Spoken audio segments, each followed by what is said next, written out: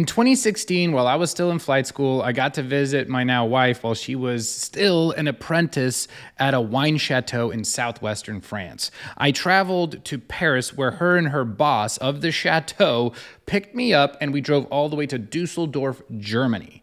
The reason why we did this is because they were having an annual pro wine trade fair. It's basically like this massive conference and wine trade fair put together. Imagine like the biggest warehouses you've ever seen and having like 20 of them lined up, and either a batch of countries or a single country, if they had enough wine going on, were represented in each one of these warehouses. And you would walk from warehouse to warehouse and you would taste wine. You would talk with other sommeliers, other wine makers and vineyard owners and such.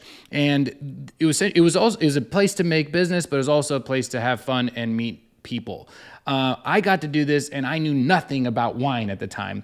So my wife asked me to translate their wine brochure that they were going to put at their booth on display. She took it from French and translated it to Russian because there was a lot of Russian and Ukrainian people that were interested in the wine.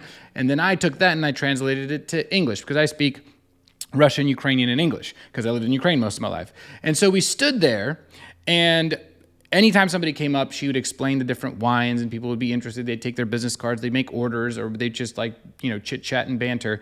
Well, while I was there, somebody walked up with a tag that had an American flag on it. So Katya elbowed me. She's like, "Hey, go talk to these people." I was like, "All right, sounds good. Let's see what this is. I'll try my best because I don't know what I'm talking about." But I tried to mimic what she was saying. And as I was getting through it, they started asking me some questions. I had no idea who they were at the time. And finally, they were like, "Hey, yeah, we're interested in some bottles." I'm like, "Whew, guys, because I'm sorry. Sorry about that beep. I have no idea what I'm doing. I have no idea what I'm talking about." They're like, "We could tell. You're not exactly a wine expert, are you?" I'm like, "No, I'm just helping them translate."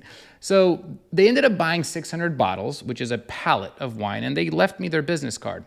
And then they walked away, these two gentlemen, and I remember looking at the business card and I realized that I recognized the logo. And it was the logo of, it's called Somm Select, but it came from the show Somm from Netflix. And at that point, I quickly did some Instagramming and realized that the person I just sold wine to was the youngest master sommelier in the world, Nick Cobble. Why am I telling you this story as a real estate investing channel? Well, because that to me was one of the coolest experiences that I didn't anticipate happening. Me knowing nothing about wine, being at the coolest wine trade fair in the world, tasting the best wine in the world, and having the opportunity to sell an entire pallet of wine to a master sommelier was just, that to me was the type of elevated living I wanted to aspire to. I wanted to have more experiences like that.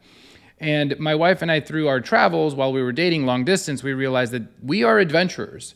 We actually love it when things are not easy. When we're in the thick of it during an adventure, especially now with kids, we complain and we're frustrated a lot. But holy cow, if you asked us to go on an adventure, we wouldn't care how difficult it was going to be. We would pick up our bags and go. And when I was there and experiencing all this, I realized that this is the type of treating yourself, rewarding yourself is something I wanted to get accustomed to. To me, the analogy is similar to, I don't know, playing any kind of sport and getting a reward for winning. And in this case, I know that sometimes talking about money is taboo, and especially in the military, and a lot of the scarcity mindset coming back from generations back, let's call it, especially in my family. Talking about money, aspiring to have a lot of money is not necessarily always something that's common thought, common conversation. And as a real estate investor now, I am constantly trying to make myself more and more comfortable with the fact that I do want to make millions and millions and millions of dollars. I am currently a millionaire at the young age of 32, and I want to become a multimillionaire. I want to maybe even become a billionaire. I know that sounds crazy, but I want to play the game of life where I am an adventurer that gets to taste amazing things, be at amazing places, visit amazing places, meet amazing people. And the only way I know to do that is by building businesses and building relationships and achieving as much as possible while you're on this planet.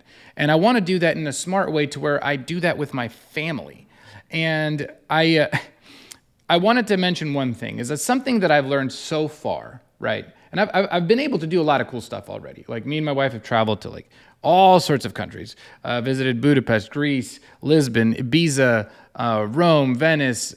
Gosh, you name it. We've been, most of Europe we've been to, and something I realized when I was there is that we are more important than the things around us. And let me explain.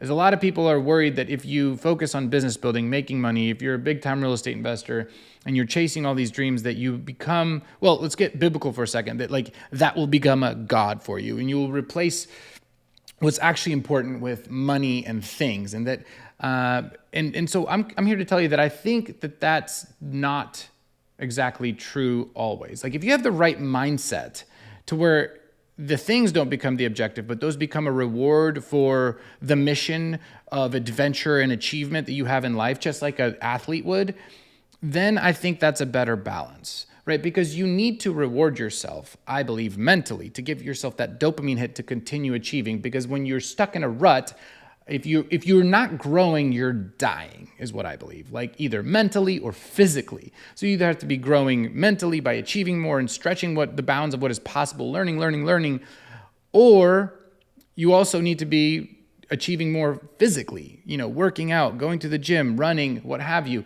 That's how you stay from, decline.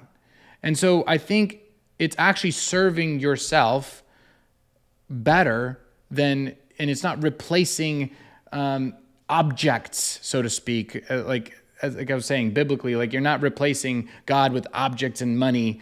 It's actually a good alignment because you're making the most out of yourself. The biggest gift we have is our bodies, our living, our experiences, our relationships. So why not make the most of it while we are on earth? Let's not let that dwindle away.